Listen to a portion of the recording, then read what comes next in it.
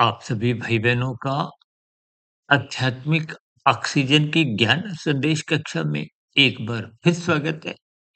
आप भाई-बहनों को ध्यान होगा, कल हमने चर्चा रखी थी सुनिश्चित शब्द पर, जो कि आध्यात्मिक उन्नति कहो, मनुष्य योनि की बार-बार पुनरावृत्ति कहो, यानी कि अधोगति की स्थितियों से बचने के लिए और साधना की स्थिति या दिशा की ओर चलने की स्थितियों को हमने कल एक सुनिश्चित शब्द से जोड़ा था कि यहाँ पर हम मिले हुए जीवन को अनुशासित स्तर पर जीते हुए, ब्रह्म मुहूर्त में उठते हुए, श्रद्धा पूर्वक सत्संग स्वाध्याय की स्थितियां मजबूत बनाते हुए, परमात्मा से जुड़ने की अपनी स्थितियां नजदीकियां निरंतर बढ़ाते रहे, ताकि अधोगति की स्थितियों से, पतन की स्थितियों से, गिरावट की स्थितियों से आप और हम बच जाएं और बार-बार पुनः मनुष्य योनि की ही प्राप्ति मिलती रहे, जब तक आप और हम मायातीत की स्थिति को,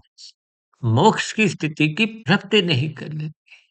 और यदि आप मिले हुए जीवन में राशि स्थितियों को, संसारी स्थितियों को, विषय भोगों की स्थितियों को अपने जीवन में पकड़ने के लिए ही अपने जीवन को विशेष स्तर पर रजोगुण से ही जोड़े रखते हैं। देखिए, रजोगुण से जुड़े रहने पे भी शास्त्रों में कोई एक दंड का विधान नहीं है, लेकिन रजोगुण मात्र कि हमारे जीवन की एक समय की बर्बादी है। आप और हम संसार को जितना भी इकट्ठा कर लें, जितना भी भोग लें, तृप्ति तो संभव नहीं है, क्योंकि भौतिक जगत है। माया अपने आप में अपूर्ण है, जड़ पदार्थों की स्थितियां हैं, और जड़ पदार्थ कभी भी चेतन सत्ता को नंद दे नहीं सकते। देखिए, हम सभी ज्ञान स्वरूप चेतन आत्माएं हैं, परमात्मा अनंत स्वरूप सत्ता है। यानी कि जब तक आप परमात्मा के सम्मुख नहीं होते, तब तक आपको में आनंद की प्राप्ति नहीं होती। और उसी आनंद को, उसी परम सुख को, देखिए, परम सुख का ही दूसरा नाम आनंद है। और सभी मनुष्य सुख चाहते हैं, दुख तो आप और हम नहीं चाहते। सुख चाहना आपका मेरा स्वभाव है, लेकिन आपका मेरे स्वभाव में परम सुख की तलाश होती है, जो कि इस माया जगत में है ही नहीं।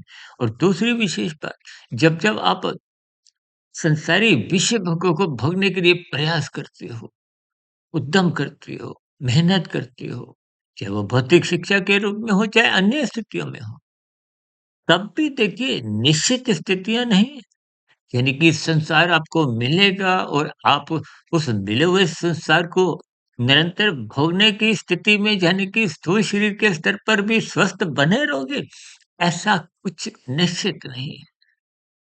देखिए, आपकी हमारी युवावस्था के बाद प्रौढ़ावस्था, फिर वृद्धावस्था का आना निश्चित है। अब वृद्धावस्था में कमाए गए धन का कोई उपयोग अपरम कोई उस भोग दृष्टिकोण से ले नहीं सकते, क्योंकि ज्ञानेंद्रियां, कर्मेंद्रियां कमजोर हो चुकी होती हैं, शिथिल हो चुकी होती हैं। कि इन सभी स्थितियों को संकेत रूप में जो हमने एक अनिश्चित शब्द आज राशि स्थितियों से जोड़ा है, उसका मात्र इतना अपने एक भावार्थ समझना है, ताकि संसार को पकड़ने के लिए जो आपकी हमारी भाग-दौड़ है, बेचैनी है, वो एक सीमा तक रहे, मर्यादा तक रहे। कम से कम आप उस संसारी स्थितियों को, भोगों को पकड़ने के लिए अनीतिगत कार्य, कानून का उल्लंघन नहीं करें, शास्त्र विरुद्ध पाप कर्म नहीं करें। इन सभी स्थितियों को मैंने ज्ञानपूर्वक समझाने का एक प्रयास किया है।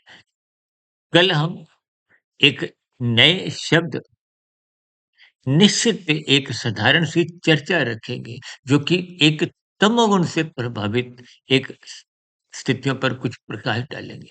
तो चर्चा विषय को यहीं विराम देते हैं। कल मिलते हैं एक निश्चित शब्द के ऊपर तमोगुण से जुड़ते हुए। तब सुधीर भाटिया फकीर को इजाजत दें। वीडियो विशेष को ध्यानपूर्वक सुनने के लिए आप सभी भाई बहनों का बहुत बहुत धन्यवाद।